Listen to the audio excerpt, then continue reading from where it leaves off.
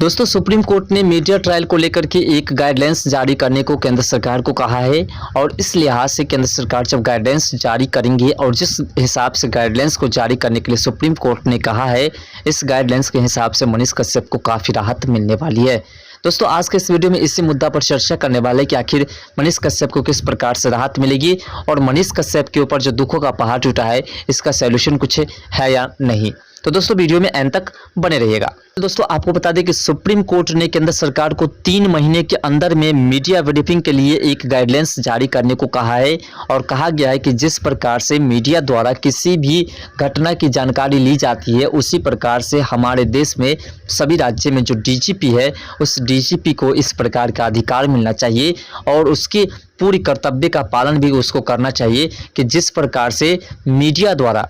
तुरंत ही किसी भी मुद्दे को लेकर के उसे उजागर किया जाता है, उसकी जांच की जाती है और उस पर कार्रवाई की जाती है, तुरंत ही उस पर एक्शन ले लेते हैं मीडिया वाले। उसी प्रकार से अब डीजीपी को एक्शन लेने पड़ेगी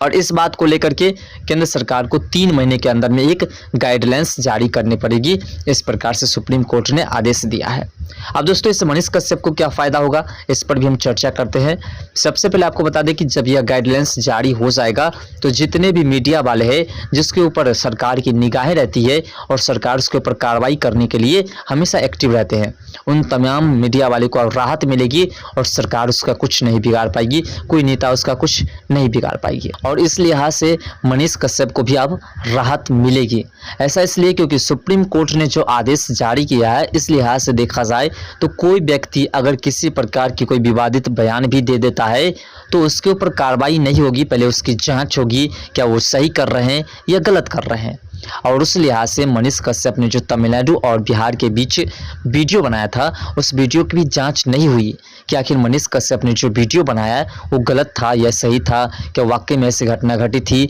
या नहीं घटी थी। क्योंकि हाल फिलहाल में भी आपको पता है 6 मजदूर को तमिलनाडु में किडनैप किया गया था, उसे मारा पीटा गया, उससे पैसे वसूले गए। तो ऐसा हो भी सकता है उस वक्त भी ऐसी घटना घटी हो, उसकी जांच नहीं हुई और डायरेक्ट मनीष कश्यप के ऊपर पहले ही एफआईआर दर्ज हो गई, उसके बाद शायद जांच कराई हो गई हो या नहीं कराई गई हो, अभी तक वो साफ नहीं हुआ। लेकिन मनीष कश्यप के ऊपर कार्रवाई हो गई और आज भी उसके ऊपर एनएसए लगा हुआ है। तो इसी लिहाज से देखा जाए तो मनीष कश्यप को राहत मिलेगी ही। ऐसा इसलिए क्योंकि जिस प्रकार से सुप्रीम कोर्ट ने केंद्र सरकार को गाइडलाइंस जारी करने को कहा है, इस लिहाज से आप देखें तो हर एक मीडिया वाले को राहत मिल रही है। जैसे कि आपको पता है कि 14 ऐसे पत्रकार थे, जर्नलिस्ट थे, जिनको टारगेट किया गया था कि इन तमाम लोगों को अब बहिष्कार किया जाएगा, इसके ऊपर कार्रवाई होगी। लेकिन अभी तक कुछ विशेष हुआ नहीं क्योंकि इसी बीच सुप्रीम कोर्ट ने एक आदेश जारी कर दिया और उस आदेश के लिहाज से किसी को कुछ हुआ नहीं।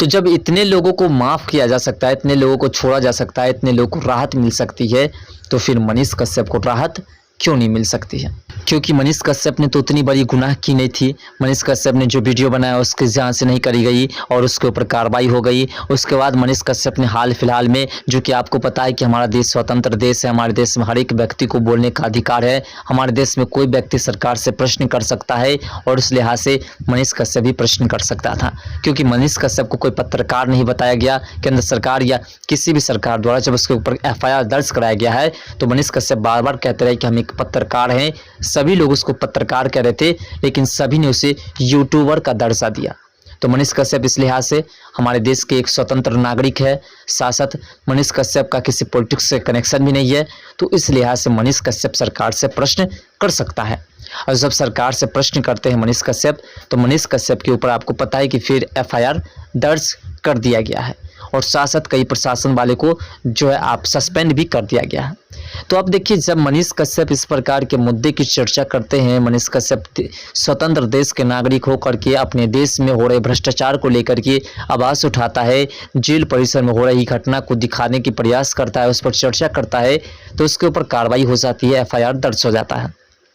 इस लिहाज से आप समझ सकते हैं कि जिस प्रकार से केंद्र सरकार की तरफ से गाइडलाइंस जारी की जाएगी 3 महीने के अंदर में, इस गाइडलाइंस के हिसाब से मनीष कश्यप को भी पत्रकारिता की दर्जा है। मनीष कश्यप की अब पूरी जांचबीन होगी। जैसा कि आपको बताया गया था, मनीष कश्यप ने बताई थी, उसकी मां ने बताई थी कि हम केंद्र सरकार से अपील कर रहे हैं कि जल्द से जल्द सीबीआई जांच करे मनीष कश्यप की केस की, जिससे मनीष कश्यप को राहत मिलेगी कि आखिर मनीष कश्यप ने वाकई में गलती की थी, वाकई में मनीष कश्यप ने दंगा फैलाने का काम किया था या फिर मनीष कश्यप को फंसाया गया है।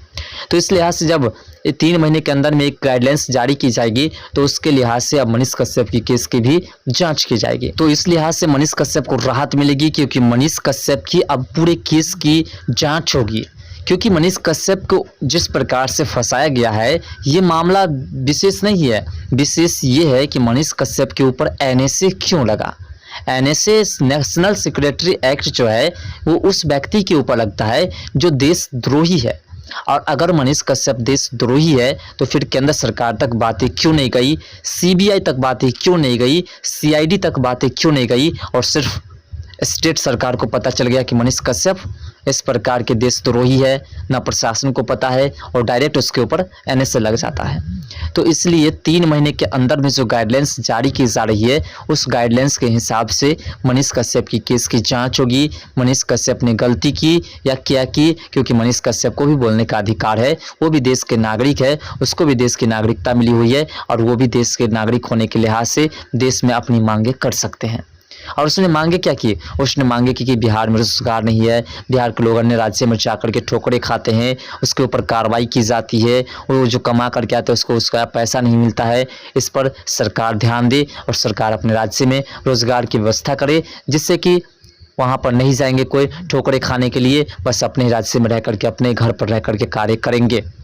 और इसी बात को लेकर के मनीष कश्यप के ऊपर कार्रवाई होनी शुरू हो गई, क्योंकि मनीष कश्यप ने भ्रष्टाचार को भी दिखाने का प्रयास किया। जिस प्रकार से हमारे बिहार में भ्रष्टाचार हुई थी इस पर उसने चर्चा किया।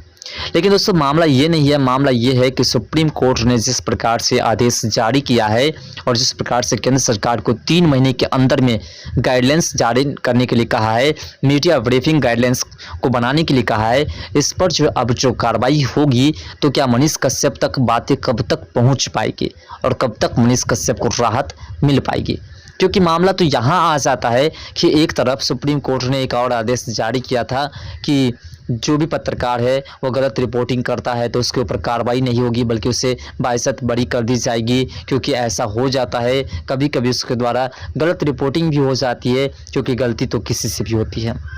तो इस लिहाज से मनीष कश्यप को राहत मिलनी चाहिए थी, लेकिन मनीष कश्यप को राहत इसलिए नहीं मिली क्योंकि मनीष कश्यप को पत्रकार बताया ही नहीं जा रहा है। सरकार की तरफ से मनीष कश्यप को क्या बताया जा रहा है, यूट्यूबर बताया जा रहा है, जो कि मनीष कश्यप की यूट्यूब चैनल रजिस्टर्ड है। अगर उसकी जांच होगी तब मनीष कश्यप की चैनल की जांच होगी कि मनीष कश्यप यूट्यूबर है या फिर मनीष कश्यप पत्रकार है, क्योंकि मनीष कश्यप रजिस्टर करवा चुके हैं अपने न्यूज़ चैनल को। और उस लिहाज से मनीष कश्यप के बारे में उस वक्त पता चल पाएगी कि मनीष कश्यप पत्रकार है या फिर मनीष कश्यप यूट्यूबर है। और जब मनीष कश्यप पत्रकार है तो सभी पत्रकार को जब राहत मिल सकती है तो मनीष कश्यप को भी मिलनी चाहिए। लेकिन दोस्तों देखिए 3 महीने का समय दिया गया है केंद्र सरकार को सुप्रीम कोर्ट से कि 3 महीने के अंदर में गाइडलाइंस जारी करे, इसकी जांच करे, और कोई मीडिया वाला अगर गलत रिपोर्टिंग करता है तो उसके ऊपर कार्रवाई नहीं हो बल्कि उसकी जांच की जाए कि वाकई में उसने गलत रिपोर्टिंग की है या फिर सिर्फ वो भ्रामक तरीके से उस पर कोई चर्चा कर रहे हैं। और इस लिहाज से मनीष कश्यप की भी जाँच होगी, क्योंकि एनएसए का मुद्दा है। नहीं तो मनीष कश्यप की जांच नहीं भी हो सकती थी, क्योंकि मनीष कश्यप को यूट्यूबर बता रहे हैं सभी स्टेट की सरकार और शासक बड़े बड़े मीडिया वाले। इस लिहाज से मनीष कश्यप की केस की सुनवाई सही से नहीं हो पाती है, इसकी जांच नहीं होती है और मनीष कश्यप को राहत नहीं मिलती है। लेकिन जैसे मनीष कश्यप की इस बात की जांच होगी, क्योंकि एनएसए लगा है, मामला बहुत बड़ा है, तो जांच होगी। मनीष कश्यप का चैनल रजिस्टर्ड है, रजिस्टर्ड होने के नाते मनीष कश्यप एक पत्रकार हो गए और पत्रकार होने के नाते मनीष कश्यप को भी राहत मिलेगी, क्योंकि सुप्रीम कोर्ट सभी के लिए बराबर है और सुप्रीम कोर्ट ने केंद्र सरकार को एक आदेश जारी कर ही दिया और यह 3 महीने के अंदर में गाइडलाइंस जारी हो जाएगी। फिलहाल दोस्तों मनीष कश्यप को तो राहत मिलनी अब तय है, क्योंकि केंद्र सरकार अब इसमें पड़ चुकी है और केंद्र सरकार की जो मुद्दा है वो काफ़ी गंभीर मुद्दा है और केंद्र सरकार इस पर एक्शन लेंगे और केंद्र सरकार एक्शन लेंगे, क्योंकि केंद्र सरकार तक मनीष कश्यप की बातें भी पहुंच चुकी है और केंद्र सरकार भी चाहते हैं कि बिहार में हमारी बीजेपी की सरकार बने। और इस लिहाज से केंद्र सरकार अब चाहेंगे कि बिहार में हम कुछ ऐसा काम कर दे जिसकी वजह से लोग हमें चाहने लगे। और बिहार की लगभग जनता मनीष कश्यप को चाहते हैं और केंद्र सरकार अगर मनीष कश्यप को राहत दिला देते हैं तो मनीष कश्यप राजनीतिक में जाए या न जाए, केंद्र सरकार को तो राहत फायदा भी मिलेगी और मनीष कश्यप को राहत भी मिलेगी। इसलिए केंद्र सरकार पूरी तरह से इन्वॉल्व हो रहे हैं और केंद्र सरकार को राहत मिलेगी, क्योंकि सुप्रीम कोर्ट ने केंद्र सरकार के ऊपर यह आदेश थोप दिया है, गृह मंत्रालय के ऊपर आदेश थोप दिया है और गृह मंत्री अमित शाह के पास मनीष कश्यप की मां की पत्र पहुंच चुकी है।